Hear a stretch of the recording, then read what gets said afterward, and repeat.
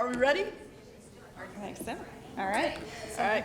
Welcome to our panel on the Oklahoma City bombing. It is this year, the 30th anniversary of that tragic event. So if you lived through it, or even if you have no idea what it is about, this panel will go through all of the things, all of the historical context, and give you some idea of what happened 30 years ago in Oklahoma City. My name is Sarah Reed. I teach history here at the Northeast Campus, and our panelists today include Dr. Karen Wisely, who also teaches history and is the department chair for the History and Philosophy Department. Janelle Buck, who teaches psychology and is the chair for the Psych and Soc Department. And coming in strong, Derek Shelton, who teaches government. Before we get started, Dr. Wisely is going to give us some historical context for the Oklahoma City bombing event. So I will hand it over to you.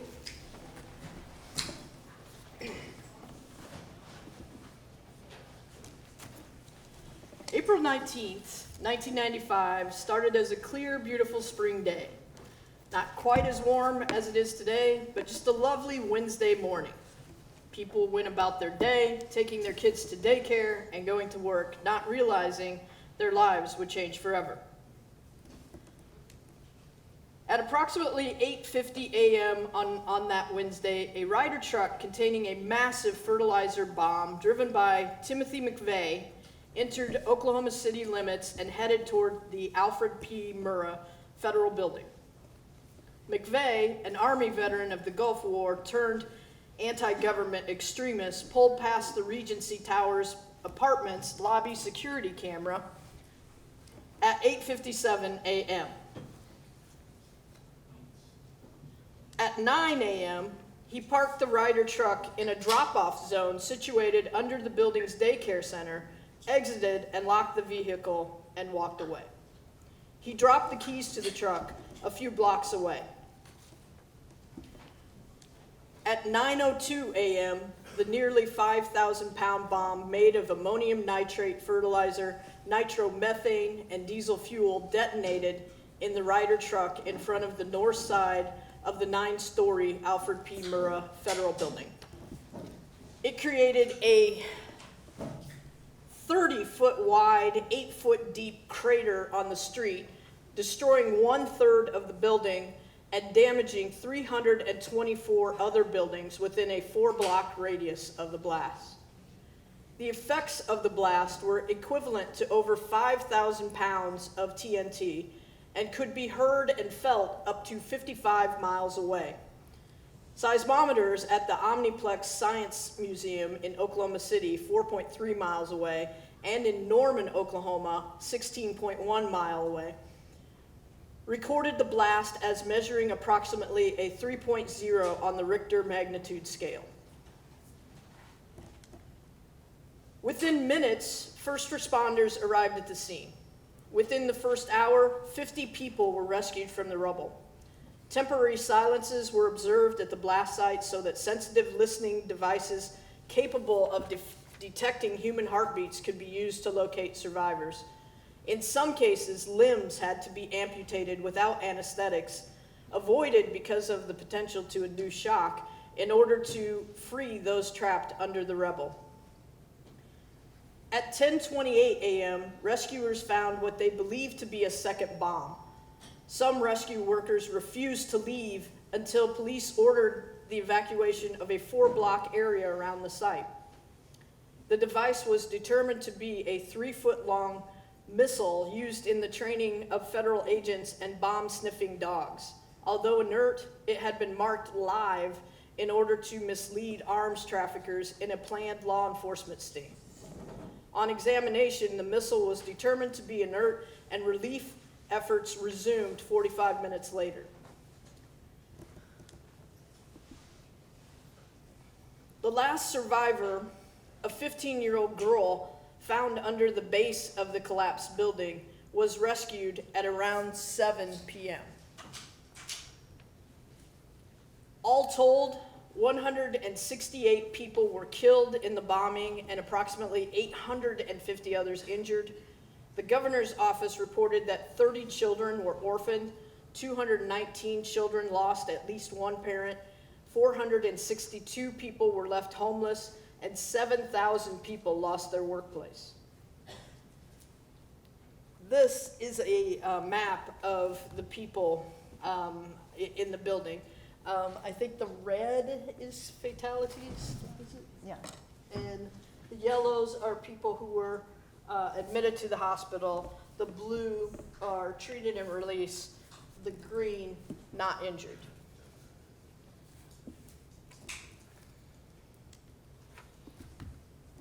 In the days following the blast, over 12,000 people participated in relief and rescue operations.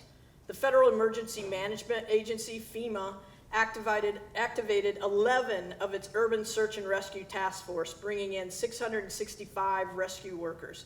One nurse was killed in the rescue attempt after she was hit on the head by debris, and 26 other rescuers were hospitalized because of various injuries. 24 canine units and out-of-state dogs were brought in to search for survivors and bodies in the building debris. In an effort to recover additional bodies, 100 to 350 short tons of rubble were removed from the site each day from April 24th to April 29th.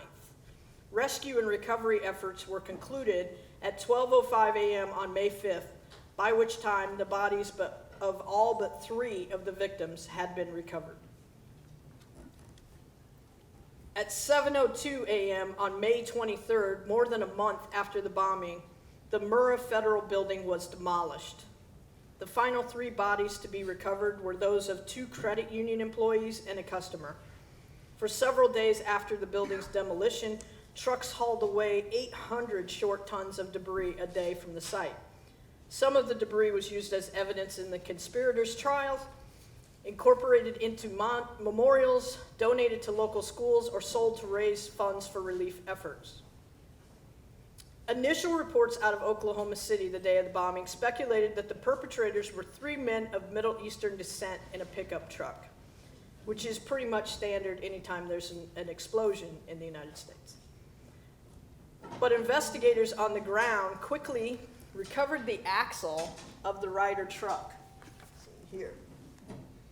And the axle had the VIN on it, the vehicle identification number. They also found a partial license plate for the Ryder truck, and that is going to lead them to a specific Ryder rental agency in Junction City, Kansas. The owner of the agency provided the FBI agents with a description and a sketch of the man who rented it. That clue will lead them to the Dreamland Motel, where an employee remembered him parking a large yellow Ryder truck in the lot. That was where they got his actual name. He had rented the Ryder truck under an assumed name, and then when they put out an APB on him, they discovered he was already in custody for a separate incident. At 10:17 a.m. on April 19th, less than 90 minutes after the explosion, an Oklahoma Highway Patrol trooper noticed a Mercury Marquis missing a license tag and pulled over Timothy McVeigh on Interstate 35 north of Perry, Oklahoma. Trooper Charlie Hanger arrested McVeigh after noticing a handgun under McVeigh's windbreaker. On April 21st, FBI agents will then take custody of McVeigh for the bombing after learning he was still in the Noble County Jail on a weapons offense. They also were looking for an accomplice, Terry Nichols, who heard his name on news coverage about the bombing and went to the police in Harrington, Kansas, and turned himself in. FBI agents questioned him there for 3 hours. In my eyes, he said, "I did not do anything wrong, but I could see how lawyers can turn stuff around," he told the agents. McVeigh's trial began on April 24th, 1997. 2 years later, after the bombing, the jury deliberated for, there's Nichols. The jury deliberated for 23 hours before returning a guilty verdict on 11 counts of murder and conspiracy. The 11 counts were federal agents that were killed. It was a federal court, and the charges were federal charges, so it was for killing the federal agents. They were actually, the other guy will be charged for 161 murder, but at the state level. He also was charged with conspiracy, and he is going to be sentenced to death. He was executed by lethal injection at the Federal Correctional Complex in Terre Haute, Indiana, on June 11, 2001. That was the first federal execution in 38 years. Terry Nichols stood trial twice. At the federal level in '97, he was found guilty of conspiring to build a weapon of mass destruction and 8 counts of involuntary manslaughter of federal officers. Then, in June '98, he was sentenced to life without parole at the federal level. Then the state of Oklahoma in 2000 saw a death penalty conviction on 161 counts of first-degree murder. On May 26, 2004, the jury found him guilty on all charges, but deadlocked on the issue of sentencing him to death, so he was sentenced instead to 161 consecutive life terms without the possibility of parole. 161 life terms. For 2 years after the bombing, the only memorials to the victims were plush toys, crucifixes, letters, and other personal items left by thousands of people at a security fence surrounding the site of the building. Many suggestions for memorials were sent to Oklahoma City, but an official memorial planning committee was not set up until early 1996. Composed of 350 members, they formulated plans for a memorial to commemorate the victims of the bombings. On July 1st, 1997, the winning design was chosen unanimously by a 15-member panel from 624 submissions.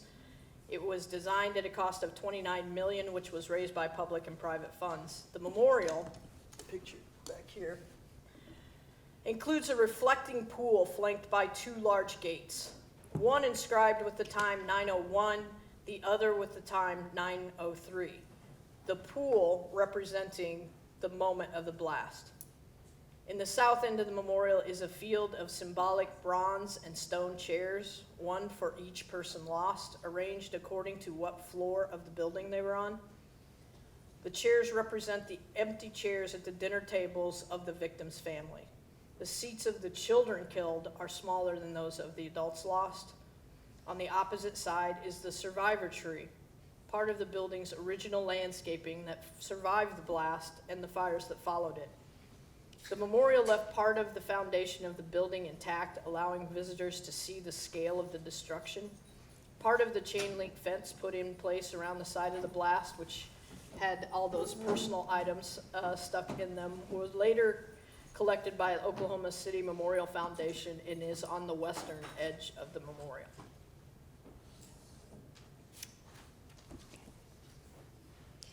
Thank you for that, Dr. Wisely. And actually, my first question is for you. So last year when we talked about Columbine, we purposefully did not mention the names of the shooters, but you just mentioned Timothy McVeigh by name. Why the difference? The difference is because the shooters in the Columbine incident were doing so to garner fame. They wanted to have their names remembered and be in history books. And I think as a personal thumbing of the nose of them, for lack of a better word, we're not saying their names, and we refuse to say their names. Timothy McVeigh had different motivation, and it's motivation that we need to talk about more. It's radicalization that we need to talk about more, and so mentioning his name is part of talking about the perpetrators of this domestic terrorism. So my next question is for Professor Shelton. And before you taught government, you were a first responder. Yes, I was a fireman, a retired fireman from New Orleans Fire Department. Perfect. So from a firefighter's perspective, what are the most challenging aspects of responding to large-scale disasters like the Oklahoma City bombing? Well, I've participated in many search and rescue missions, nothing to this magnitude. Sure. Right?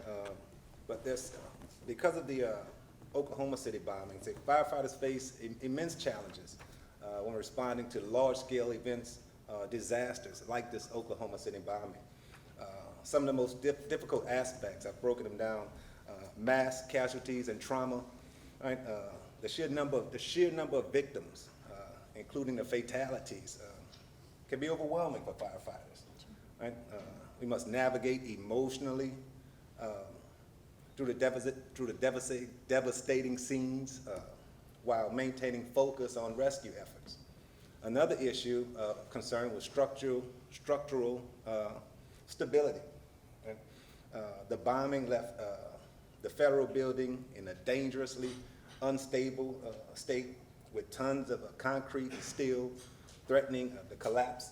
So rescuers had to work cautiously through the rubble, searching for survivors. And also the search and rescue complexity. Victims were trapped in rubble across multiple floors. Right? I didn't have experience with that. Most New Orleans, I'm off script a little bit. Right? In New Orleans, the search and rescue missions that I were part of were single-story homes. Right? Nothing to this magnitude, or maybe duplexes or two-story homes. Nothing to this magnitude, especially with the steel and rubble. Usually we dealt with wood frame homes, so I can only imagine the dangers that these guys faced. Firefighters had to carefully sift through debris while ensuring their own safety. Another issue, interagency coordination, right? Because not only would you have the local municipal fire department responding, you have state emergency responders, and also since it was a federal building, you had federal emergency responders as well. So there was a communication issue, I'm sure, that they had to deal with, communicating with the multiple agencies. Each agency had its own mode of communication, so I know it was difficult for them to coordinate responses. The last one is the physical and mental exhaustion. Right? Being a firefighter is a physical job, right? Make no doubt about it. It's a very physical job. So firefighters here, I'm sure firefighters work tirelessly for days, often in hazardous conditions. Right? The emotional toll of witnessing this devastation combined with the physical demands of rescuing individuals can lead to extreme fatigue, right? And extreme psychological effects. Thank you for that. I recall seeing a documentary about the Oklahoma City bombing, and they were interviewing firefighters about their emotional state. And something that jumped out at me, one of the firefighters said, you know, we had the canine units looking for survivors. And if they didn't find one in a period of time, they would get depressed.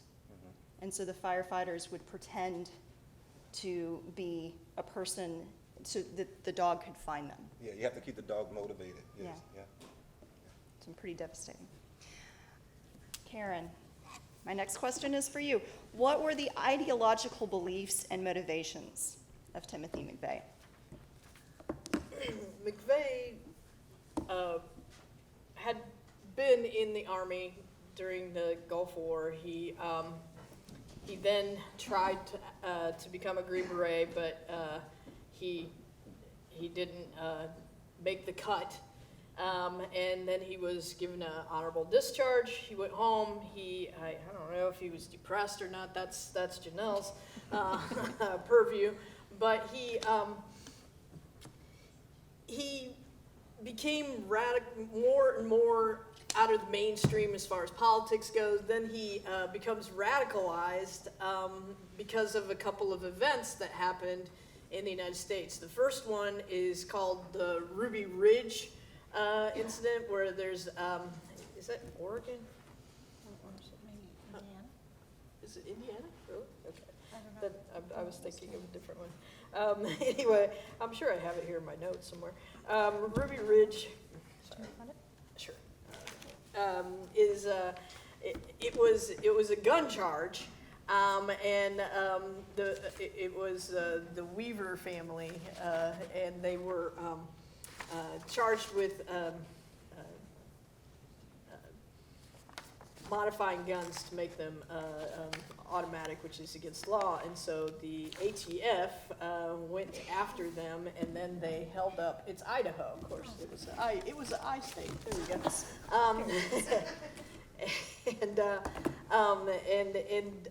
And so the ATF followed up, and then there was a shooting at each other, and then they laid siege basically, and McVeigh felt that the Weavers had done nothing wrong. Then, a few years after that, there was the Waco incident, which again was a gun charge, and to begin with, and ATF agents go in there, and it becomes gunfire, and then then they back up and lay siege, and then it becomes this fire, a massive fire that killed a whole bunch of people, including women and children, and that radicalized him. He thought that the U.S. government was doing wrong things with regard to gun control, that their foreign policy was also messed up, that they were in decline because of immigration and things like that, and so he espoused this white supremacy ideology, and that's why he chose both that building, which was home to some of the very same ATF agents that had perpetrated the original raid on the Waco compound. And by the way, he was there at Waco as an observer, as a spectator, and so he chose the Murrah building because the ATF agents that had been there were stationed out of the Murrah building, and he also chose the date, April 19th, because that was the third anniversary, second, 93 to 90. Second. Because it was 95. And Waco happened in 93, so it was the second anniversary of what happened in Waco, and so it was purposeful. He was sending a message, and he wanted to punish the government for what he viewed was their fault in killing innocent people because of gun charges and his white supremacist ideology. If you note, I'm going to go back a couple of slides here to where he was picked up. He's wearing a t-shirt, and on the t-shirt, there's a picture of an image of Abraham Lincoln, and underneath it says, "Sic semper tyrannis," which is what John Wilkes Booth shouted. Shakespeare said it's what Brutus said when he stabbed Caesar. Always to tyrants. Yeah, thus always to tyrants. And John Wilkes Booth also said it after shooting and killing Abraham Lincoln. So he felt that he was a kind of a national, or should become a national hero, because he was fighting against the government, which he felt had become tyrannical in terms of gun control and white supremacy. So along those lines, you talked about his ideology, but Professor Buck, what do we know about Timothy McVeigh's mental state? Whenever something horrible like this happens, there's always a lot of questions about the mental state of the person who committed a crime like this. And Timothy McVeigh was assessed a number of times for any mental health issues. And essentially, they didn't find any. So there wasn't evidence that he had maybe PTSD from his service. There wasn't evidence that he was struggling with depression. They did see that when he returned from his time in the military, he was fairly disconnected. So he was disconnected from others, and it seemed like he had issues with identity. Like he had hoped to go on in the service, now he wasn't. He didn't quite know who he was at that point, which left him really open to these really white supremacist and radicalized ideas. So what they ended up saying is that they had a statement about him that he was acting not because of issues that he was having with mental health, but in service of ideology. And they do a lot of discussion because in a similar time frame, the Unabomber was also in play, so Ted Kaczynski. And he, when people learned about Ted Kaczynski, it became clear that he was struggling with some mental health issues. And so he felt more compelled by personal issues to do the things he was doing, whereas Timothy McVeigh did not. He was acting in a way that he thought was appropriate based on his ideology. So he doesn't fit any profile that we have as far as mental health affecting behavior. And that's not as uncommon as people might think. We tend to just, it makes us feel safer to believe that someone who would do something like this was maybe struggling with mental health. But in this case, we don't see any evidence of that.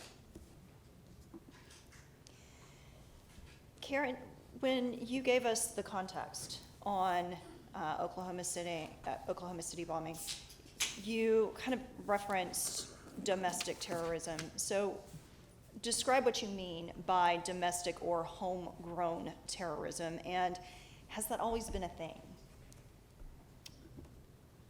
I have the Federal Bureau of Investigation definition. It says domestic terrorism is violent criminal acts which are committed by individuals and or groups in order to further ideological goals stemming from domestic influences, such as those of a political, religious, social, racial, or environmental nature. We'd had domestic terrorism, I think, I mean, the earliest I can remember is the Haymarket Affair. Sure.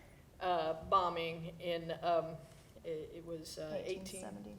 1870 in Chicago. And since then, there had been other things. You know, there were a series of bombings during the first Red Scare in the 1920 era. There had been, any number of domestic terrorism events during the 1950s and 60s. With the civil rights movement, there has been eco-terrorism, doing a lot of property damage for businesses and so forth that are, environmentally not cool. And then there's, abortion clinic bombings and things like that also fall under the domestic terrorism. What we hadn't seen before Oklahoma City was something of this magnitude.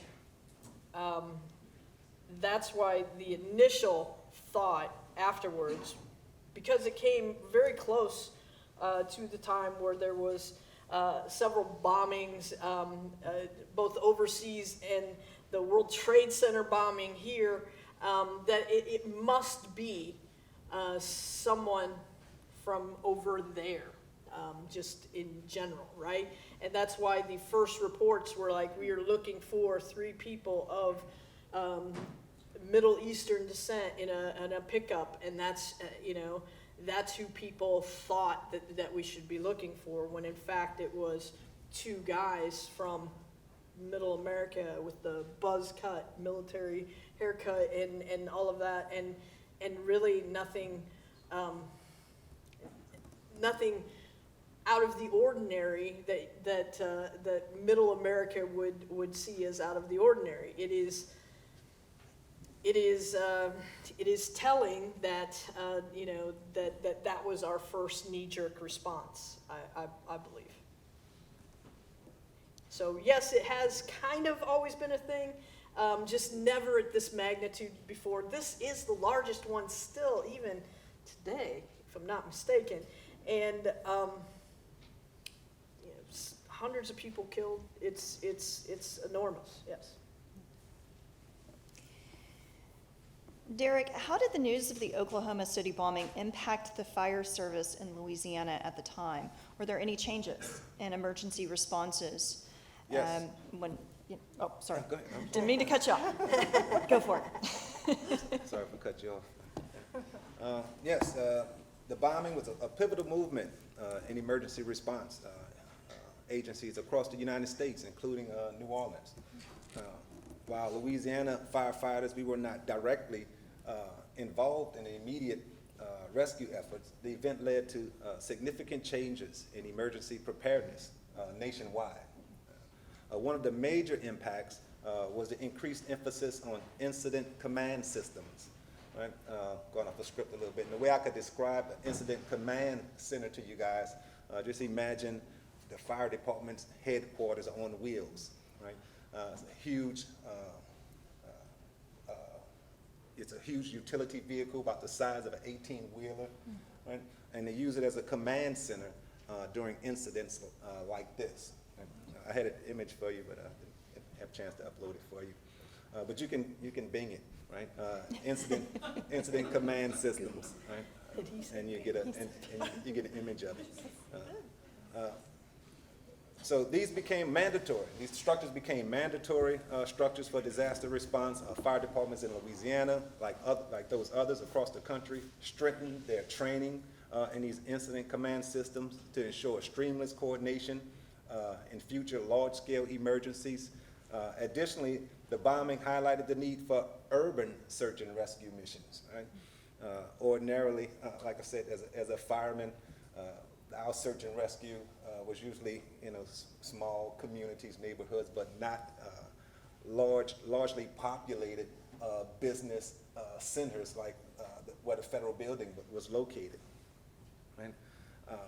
So Louisiana's fire services reassessed its own disaster response strategies, particularly in handling structural collapses and mass casualty incidents. The event also reinforced the importance of interagency cooperation. The Oklahoma City response involved federal, state, and local agencies working together, which encouraged Louisiana's fire department to enhance our collaboration with emergency management teams across different agencies. Janelle, what were the psychological effects of surviving the Oklahoma City bombing? Well, everyone saw the picture, so you can imagine surviving an event like this left a big mark for many people.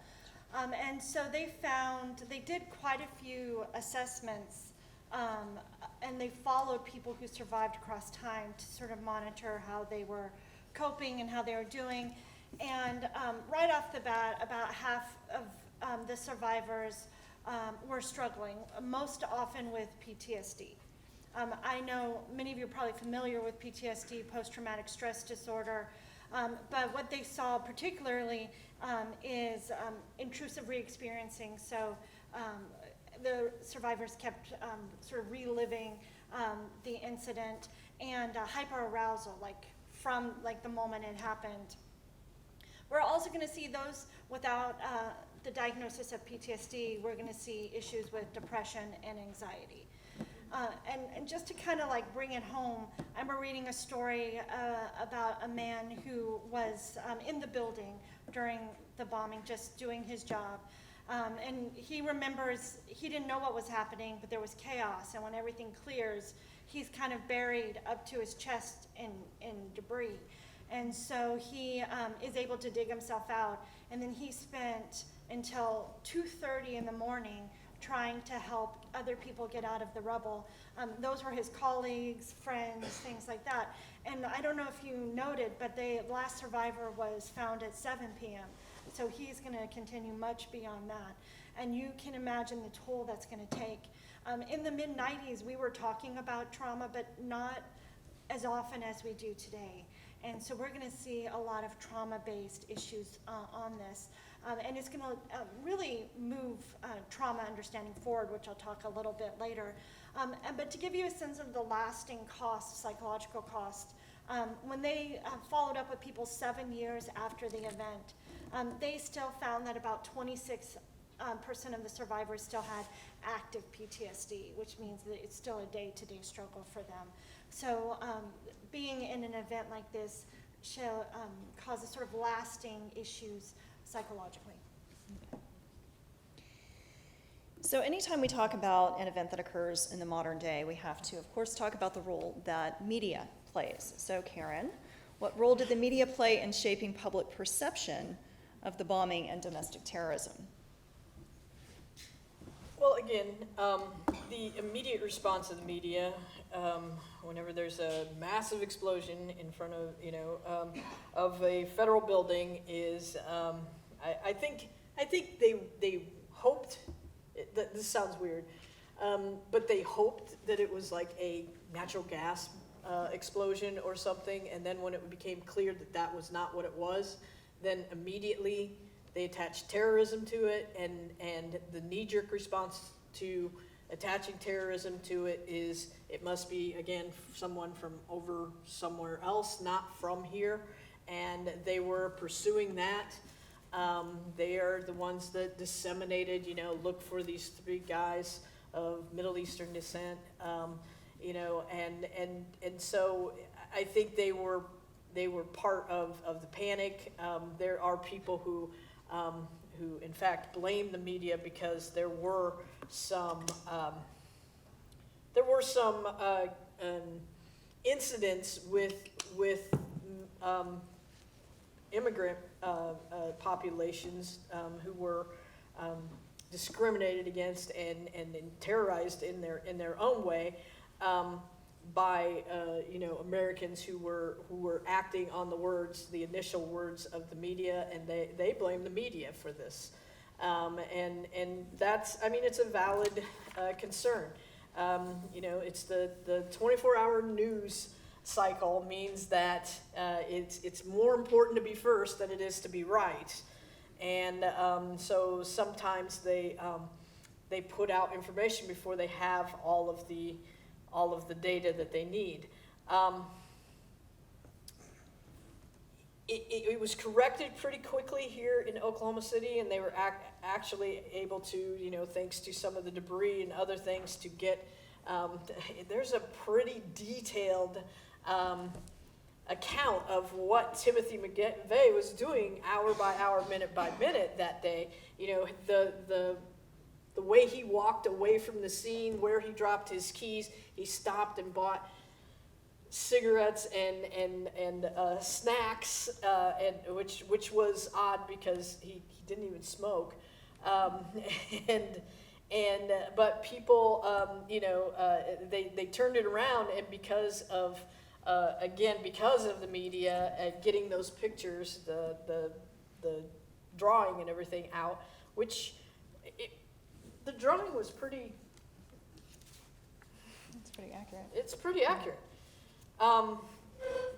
And so because of that, they're able to have a pretty detailed minute by minute accounting of his time, where he stopped, where the car was parked, and then they went backwards from that and found out where he bought the car, where he had scouted different locations prior to choosing the Murrah building.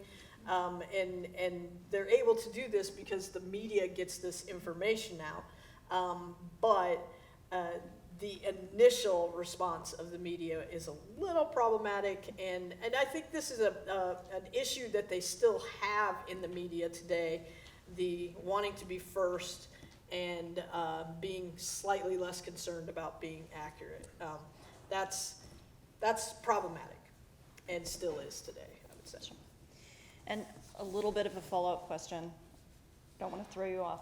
Okay. But we were actually talking about this morning. Mm-hmm. So I told Karen that I had been watching things on the Oklahoma City bombing just to kind of prepare for the panel.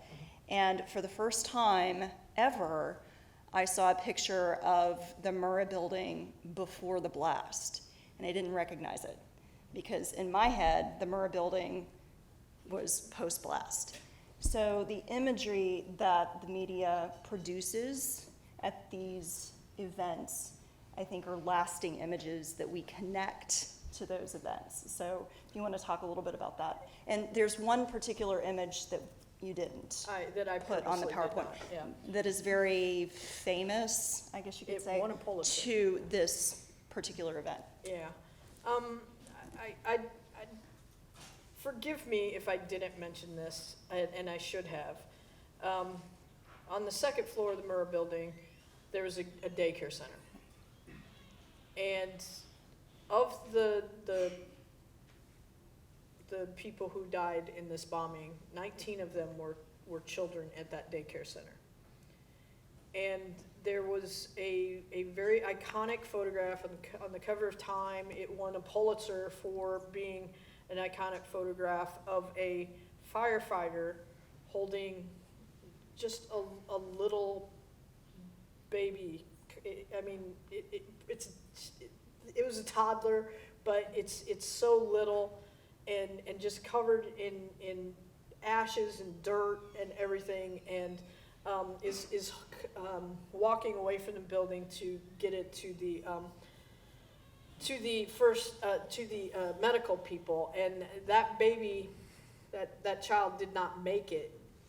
I was reading a lot of it, and I also watched some documentaries, and the mother of that child talked about how hard it is for her to see that image, because it has become the iconic image of the Oklahoma City bombing, and it's her baby.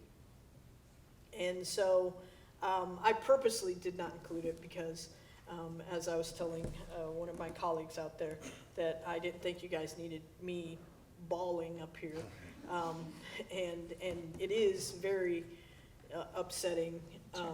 So yes, that is one of the images, and the other is the hold out image of the Murrah building. And if you Google, or Bing, apparently, Still around.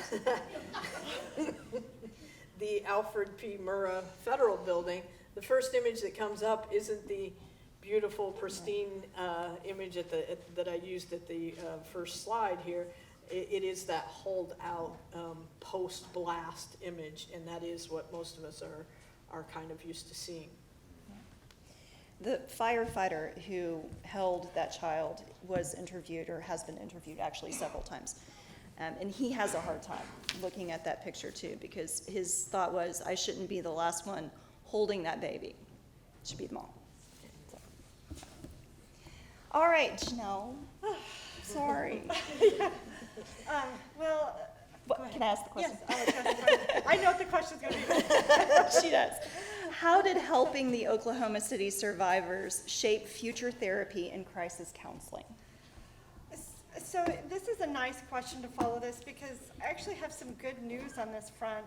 It's very hard being up here on such an emotional topic, and I keep looking around so that I don't cry, but you guys are crying too, and makes it a little challenging. But so when this happened and the images were revealed and everything was happening, people knew right off the bat that psychologically this was going to be difficult. And so the state of Oklahoma and the federal government did a few things that were very unique at the time that really helped survivors. So for example, anyone who was working in the buildings, near the buildings that were affected, it's going to sound very odd, and I'll tell you why they did it. They automatically got a diagnosis of PTSD. And the reason they did that is because insurance-wise and access-wise, it opens up therapy. So everyone in that situation was able to get therapy for the rest of their life, or as long as they needed it. And that was really unheard of at the time. We hadn't seen any response like that. The other thing that happened is they really knew that the first responders were going to be struggling as well.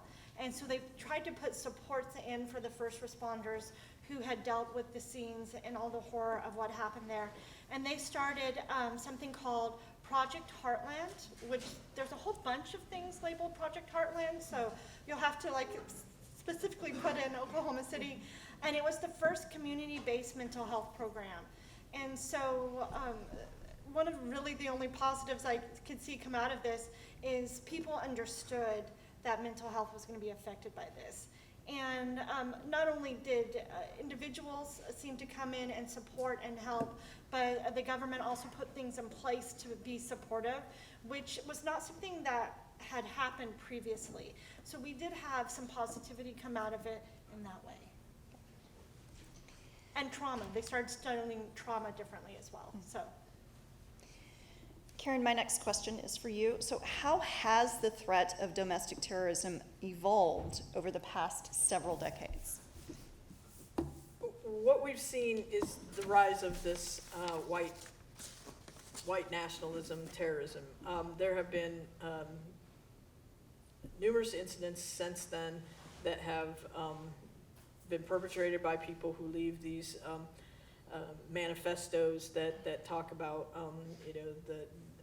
the loss of an American identity and this kind of thing that is a very white supremacist kind of ideology. There has been more of an open atmosphere of that kind of ideology. They seem to be emboldened, and there have been numerous incidents. So you have the shooting in the Charleston church, for example, which was a prime example of this kind of ideology, of this kind of terrorism, that someone would walk into a church that is open. Historically black. Yes, I'm sorry. A historically black church that is, open. Churches like to be open because they're welcoming and that sort of thing, and to have someone go in there with a weapon and shooting people who were in Bible class, and the terror of it spreads, because then if you're not safe there, where are you safe? And then the spate of school shootings as well. There was the incident in Walmart in El Paso. And all of these have, again, online or in social media manifestos espousing this white supremacist ideology. So how has it evolved? We haven't had as many bombings.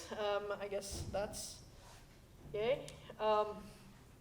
But the incidents have seemingly increased, and it has spread to pretty much every facet of American life. There's been school shootings, church shootings, mall shootings, and just theater. Yes, in Colorado, that's right. And so it is making people have to think, do a little calculus in your brain as to whether you want to go to an event, an outdoor event, an indoor event, a baseball game, a football game, a parade, anything. There is this internal calculus that we all do as to whether that is someplace that we think might be targeted. So. It has spread, unfortunately, and it is seemingly unstoppable. Along those lines, Janelle, how does ideological obsession lead to violence? I really think this was the big question that people were left with, and we still ask today, like, what takes someone from one place and moves them to doing such a horrific act such as this. And we have some ideas. So Timothy McVeigh, he's kind of at loose ends. He's sort of in an identity crisis. He doesn't know who he is anymore, if you will, and he's going to be really influenced by some of the things that were happening at the time. And when you move from just maybe identifying with an ideology to becoming obsessed with it, it's all that you think about. So the word obsession is used on purpose as a repetitive thought that you can't quite get rid of. So he is, looking at different federal buildings. He's, driving around by himself a lot. We know that he was reading white supremacist books and novels. He's listening to Rush Limbaugh quite a bit on the radio, and they're really talking about problems in the government. And some researchers say he wasn't so much anti-government as anti-President Clinton's administration. So he really didn't like what was happening, which is what some of Dr. Wisely talked about. And we know that things can get dicey when that obsession starts to deactivate their moral self-regulatory processes. So he wasn't struggling with mental health, but his decision-making is going to be overtaken by this obsession. So like if you asked him like some moral questions, he could probably answer them, like he hadn't lost that sense of it. But with himself, it's going to deactivate this process for him. And this is going to help him do things without feeling self-recrimination, guilt, right? So he's going to make decisions and feel that they're right because his moral self-regulation has been deactivated. We also know that when people become particularly upset when their ideology is questioned or threatened, we call it reactivity. So if they react very strongly to any questions about their ideas or thoughts, that can be a sign of concern. Finally, we see that this obsession sort of changes their behavior, and in particularly who they interact with. So people are going to look for like-minded people. In the case of Timothy McVeigh, he started gathering around a certain set of people at the gun show circuit. So he was traveling from place to place with gun shows, and he was meeting up with like-minded people. And in his case, like-minded is going to be anti-government white supremacist group. And this makes it seem like your ideas are valid, right? So he's talking to only people who are thinking like him, who are doing very similar things to him, and so he's going to feel like he's justified in what he's thinking. And then they also find that when ideology becomes an obsession, people become, anything that's trying to communicate different ideas, they become reactive again. They are upset by it. They are personally offended by it, and they're going to react to things differently than someone who is just maybe thinking about the ideology or might even associate with it. It's not yet an obsession for them. And so any questioning of the ideology is going to have a really negative reaction. My last question is for Derek. Looking back, how do you think incidents like the Oklahoma City bombing shaped the way firefighters and emergency personnel prepare for mass casualty events today? Yeah. It was a turning point. It was a turning point for firefighters and emergency personnel preparation for mass casualty events today. It reinforced several key principles. Some of them we've discussed already, the incident command system, and I encourage you guys to bing it. These are massive vehicles. They might have to figure out what being is first. As opposed to Google, right? And, yeah, I'm off script. And I say Bing because my best friend works for Microsoft, so he used Bing more often. I'm showing some loyalty, right? But those incident command systems was one of them. Was one of the changes. The bombing demonstrated the necessity of a structured command system to coordinate multiple agencies effectively. So it became mandatory for large-scale incidents, ensuring seamless communications and resource allocation. Another one I mentioned was the urban search and rescue advancements. In the Fire Academy, we actually trained on urban search and rescue missions, and the academies behind me, especially nowadays, they, especially with the, you know, how you say these incidents are rising, the terrorists, you know, these different organizations, they train specifically for these urban mass casualty search and rescue issues. So today these teams are better equipped with advanced tools and techniques. Another one I mentioned before, interagency cooperation, right? You know, once, especially large-scale incidents like this, you not only have the municipal, city first responders, right? And there's several different agencies, first responders, you have EMS, law enforcement, fire responders, you know, firemen, firefighters as well.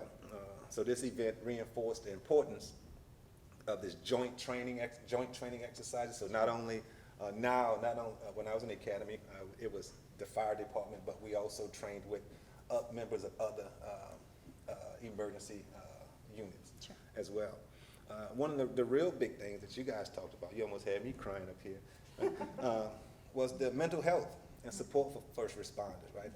I've seen death in all phases, right? Sometimes this amuses my students and my friends. They say, let's talk about some of these things, because I think I've become numb to them, and it's not until I hear others express their sorrow, then it triggers something in me, and I start feeling kind of sad. So I almost shed a tear up here as well. But the psychological part of it, the psychological toll on firefighters and emergency personnel was immense. As a result, modern disaster response now includes mental health resources to help responders cope with this type of trauma. Another issue was public and volunteer management. You can imagine all the volunteers that wanted to come out and support and help, right? The overwhelming number of volunteers at the scene created, but this creates logistical challenges now, right? Because now you have members of the community, although the spirit is great, right? But they're putting themselves in harm as well without the proper training. So today, emergency plans include strategies for managing spontaneous volunteers and ensuring they contribute effectively without disrupting the operations.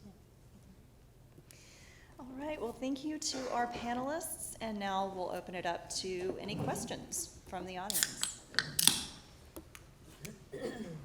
Somebody has to be the brave first person. It's going to be one of my students. We shall see. Nobody has any questions? Everybody's full. We take comments as well. Okay. Go for it. Okay, is this working? Doesn't Okay. have to be that close. I was curious because you said it had an impact on future events. How much does this have an impact on how they, especially like Derek, responded to 9/11?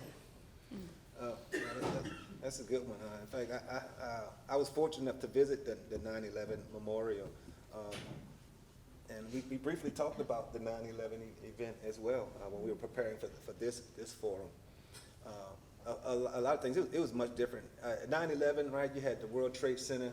I can't imagine how many stories tall that building was, but there were a bunch of.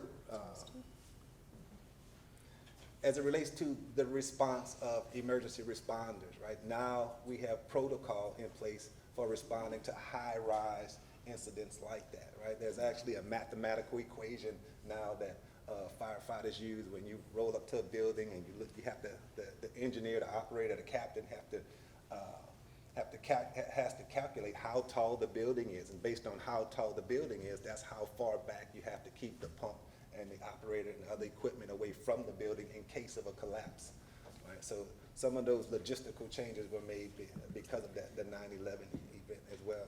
And also, as firefighters, right, we respond to an alarm, right? We respond to alarm.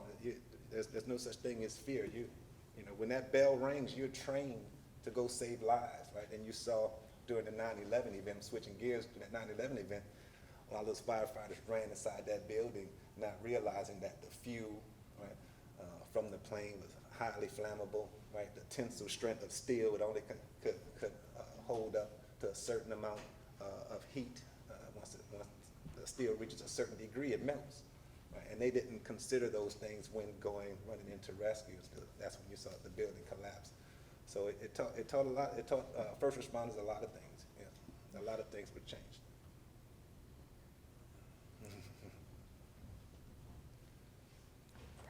That's my student. Thank you. Something that I've noticed and that I'm like still kind of upset that it still exists today, and seeing this to know that it existed back then too, is that in media a lot of the time they're fast to jump to conclusions. Like you said, it's not about being correct, it's about getting it out there first. You know, be like, oh, this news headline was the first to, you know, inform us about this. You know, they're like the more reliable resource. And so something that I've noticed is that whenever the perpetrator or like the villain in the story is of Anglo descent, they're usually described as having mental health problems or being victims of bullying or being, you know, victims themselves, victims of society, societal failure. Like, oh, you know, this poor boy, he was bullied at school and that's why he proceeded to release his rage on like poor innocent students and like a shooting. Or like here, a lot of people, they immediately try to ask like what was their mental state like, or something that I've seen myself and my peers as well, we talk about this sometimes, is that whenever we see incidents and the perpetrators of Anglo descent, the news headline usually describes them as caring or loving. And in interviews, their family members always say, we don't know what went wrong. They always humanize them to almost the point of sympathy. But whenever it comes to almost any other minority, like for example, if it were a black person, or for example, kind of recently, the trans perpetrator who like shot and killed people, they're quick to antagonize them and villainize them, like, oh, because they were of this minority, that's why they did it. However, compared to how we treat Anglo perpetrators. So it's just something that like, wow, like it's like 15 years or more than, yeah, basically more than 15 years. And we're still like this. The media's still like this. It disturbs me. Yeah, it's even the photographs that they use that you kind of notice that whenever, you know, it's the lone wolf versus the, you know, the terrorist or whatever, and they have these photographs of, you know, someone who has just done terrible things, and it's like their prom picture or something, and it's like, and then yeah, so I mean, it's very obvious, but yeah, it hasn't really changed a whole lot either, and added to the media response now is because of social media. It seems like the nanosecond there's a name, people are scouring the internet for their social media accounts to see what kind of stuff they have on there, so that we can get, again, more not necessarily accurate information out as soon as possible. And so, yeah, it is something that, you know, I mean, I hope that at some point our media will have a eureka moment and be like, oh, maybe we need to change the way we do things, but not so far. Kayla's got one back there. So this happened, from what I understand, before 9/11. Yeah. The issue at the time that I understand was that he was very passionate about anti-government or anti-establishment propaganda, to the point where he also went to, I think, the Waco incident, and he was handing out, I guess, it said, I was looking it up and it said literature, I'm guessing flyers, about that, and that prompted him to commit this bombing. And I was thinking, this closely resembles, not exactly to the point, but the incident where they sent a Cybertruck to Trump tower in thinking, I don't know if it was in Florida or in Vegas, huh? in New York, but they also It was set the Vegas. car Yeah, on it's fire. It was in Vegas? Yeah. Well, I was thinking, there's a lot of sentiment about anti-establishment, even prior to 9/11, as it's just the biggest terrorism attack. But this is a domestic, so it's still terrorism, but it's still trying to tell our government, like, in a very negative light, that it should really change and that we should do something to change it, but no one is really listening. Especially since it looks like government is mostly listening to the people who have money and aren't listening to those in minority groups. I know he was an ex-veteran, but he was a white supremacist. What I'm trying to say is that people, I'm not trying to justify what he's doing, but what I'm trying to say is that people want to be heard and they are not seeing a lot of change happening.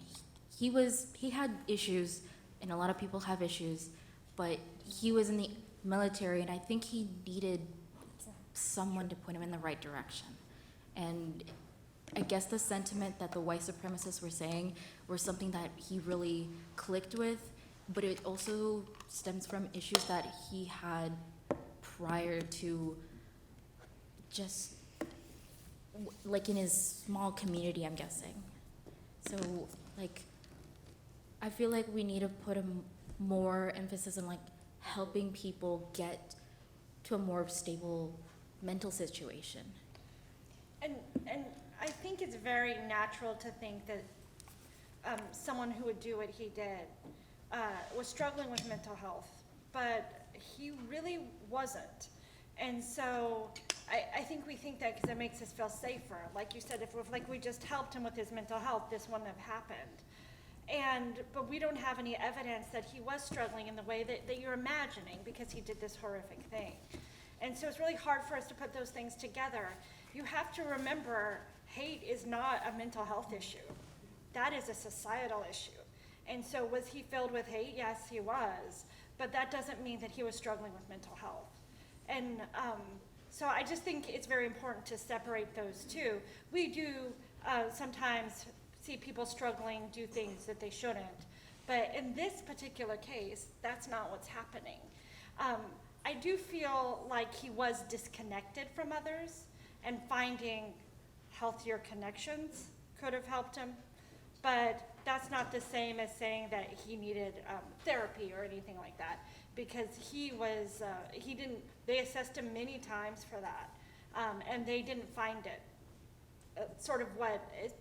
I think it's natural to assume that's what's happening, but there's many times where we're not necessarily seeing something like that. We're seeing it more feeling connected to the ideology in a different way, and connecting to people who are also feeling more hateful about things. So it's not a mental health issue, is what I'm saying. Yeah, I would like to add to that it is our society as it is today, with social media the way that it is today. Social media, even journalism, the clicks are what pays. People want clicks. People want people to go and read more, to interact more with these things, and things that are hateful or make you feel anger or make you feel, intense feelings are what get the attention. They get the clicks, and then they get the money.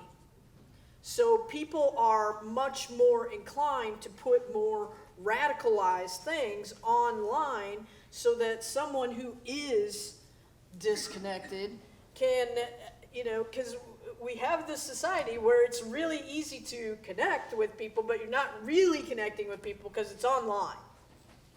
And once you get online, the algorithms move you to these really radical, hate-filled sites that will get you angry and keep you watching because that's what the sites want.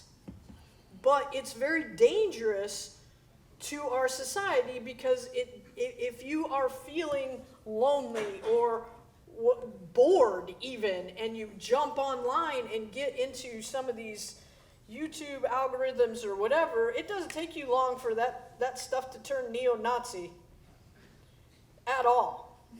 So it's part of, that's part of the problem here. You know, I wish instead of you know, driving around for hours and listening to Rush Limbaugh, if maybe he had, I don't know, joined a bowling club or something. But that's not something that really a lot of people are doing nowadays, right? And I'm gonna shameless plug here. We had a campus read this year that was Jonathan Haidt's The Anxious Generation, that talks about this very issue. And our last event for the campus read is tomorrow in the galley. Help me, Tara. What time? I want to say it's 12:30 to 1:30. Sounds about right. 12:30 to 1:30 over in the galley, and there will be food there as well, that we are talking about this very issue. It's a student panel, so students are going to be telling us about your relationship with social media, maybe what we can do to try to alleviate some of these issues. So, but that is part of the problem, is that there's a lot of hate that is easier to access than belonging.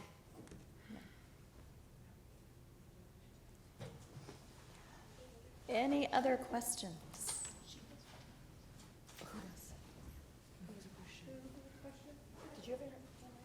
Oh, Right here. Samantha, up front.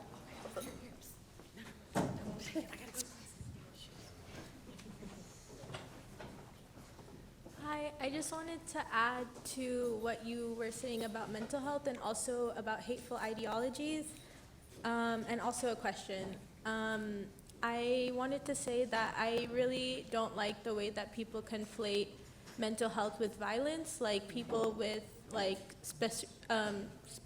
specifically like stigmatized conditions like schizophrenia are like conflated with being violent people. And so I think this is an important case in like demonstrating that that's not the case, and it definitely comes down to hateful ideologies being more the driving factor to violence than anything else mental health related. And then for ideologies, I wanted to say that the question I have is like, what can we do to prevent people from falling down those 4chan neo-Nazi forms? You kind of already answered that, but like, what can we do to like build community so people don't have to resort to those kind of things? Stay off social media. Try Actually to connects with connect, people. in 3D is definitely a start. And again, shameless plugs for all of this, but there's some really great organizations on this campus that have to do with your interests. Yes. If you like volleyball, we have an intramural volleyball. Needle arts. We have needle arts if you like knitting, crocheting, embroidery, anything like that. So try to make actual connections face to face in the real life, right? IRL, rather than in. I'm sorry, yeah, I am too online, but I also am too IRL. That certainly would help. And be aware. I always tell my classes that if somebody is telling you who you shouldn't like, who you should hate, who you should blame for things. That critical thinking that we're trying to teach you in this college needs to kick in, and you need to be like, wait, why are they trying to get me to hate somebody that I don't even know? And you need to ask yourself these questions. And sort of the reason that in-person connections matter is that online, because I do agree, people need to be heard, they want to be heard, but they need to not find an echo chamber of those ideas coming back to them. And I always tell my classes, people are complicated. So if you're talking to people in real life, you're not going to just get what you're thinking back to you as much. You're going to get real people with real experiences that are going to keep your mind a little bit more open and those critical thinking skills honed, right?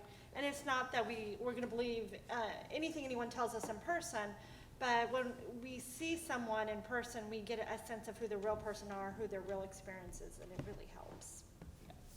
Yeah, it's hard to go on a long scree to get something when people are like looking at you like, what? Right. Well, and if you're in front of the person, even if you disagree about certain topics, it's a person. They're a human. It's not online where it's a disconnect and you don't see the human side. Might be a bot. Or that, yes. Any last questions before we let you go? There's, I think, a few pizza boxes at the back, so if you want to grab a couple of more slices of pizza on your way out. Before you leave, definitely make sure that you have checked in that blue QR code, and please, please do fill out the evaluation, the red QR code. We really appreciate your input and use it to put together future events. Thank you all for coming, and we hope that you have a wonderful rest of your day. One last shameless plug. Sorry, One shameless last plug. shameless plug. We're, our government department is having an Yes. event Tomorrow. right here in this very room, 11 Yes. 11 a.m., and there will be food, right, to that one too. So we'll feed you several times tomorrow. Come to our events. Twice.